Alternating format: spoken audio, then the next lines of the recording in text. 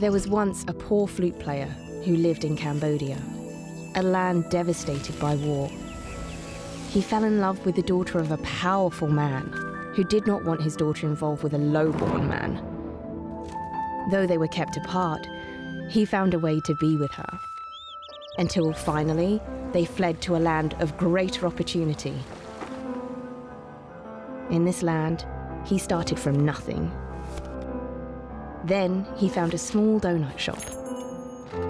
The harder he worked, the bigger it became. Soon it became a donut empire, and he, the Donut King. And as he looked back, he realized he could help the others back home by guiding them down this path he made. His success was great, but ultimately fleeting, and he eventually lost everything. But his granny saw the spark of hope he had brought to his countrymen, and she fought to keep it aflame, taking the mantle and trudging forth as the Donut Princess.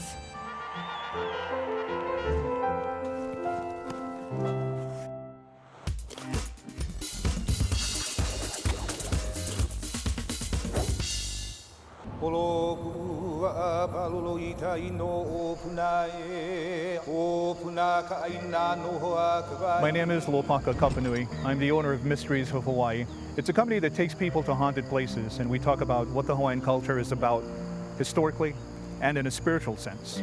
The Nu'uanupali Lookout is located on the island of Oahu. For tourists, it's a great place to visit. For Hawaiians and locals, it is revered, it is sacred, and it's very, very spooky. In the Hawaiian Islands, Pele is the volcano goddess, the goddess of fire.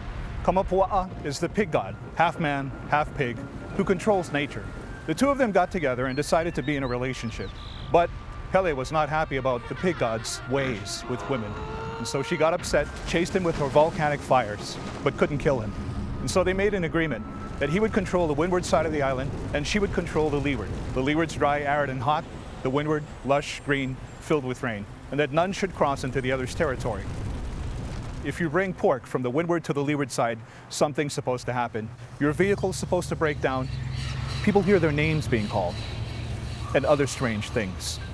That is what's behind the legend of bringing pork over the Pali. I think it was back in 2009, we were doing a ghost tour that concluded at the Pali Lookout.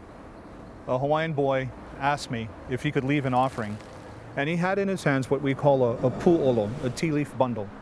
So I couldn't see what was inside. And I told him, let the boy put the thing down, let him make his offering, and come back. As they were coming back, the Hawaiian boy still had the bundle in his hand. It's now open. And you can clearly see that he has what we call here char siu bao, the bread with the red pork inside. At that point, my wife takes a picture. And that's the picture you're looking at now with the boy holding the pork. Under his hands is the green swirling mist. In the hard copy picture behind both men, you can see 7-foot-tall apparitions. I was very upset, to say the least, because I had to go back to that place again at 4 o'clock that morning to offer prayers of apology and supplication. Because making an offering of pork to a pig god is like offering a mother her own children as a meal. The great thing about what I do as a storyteller is that should any of this ever disappear, we'll still have the stories. And that's what's important.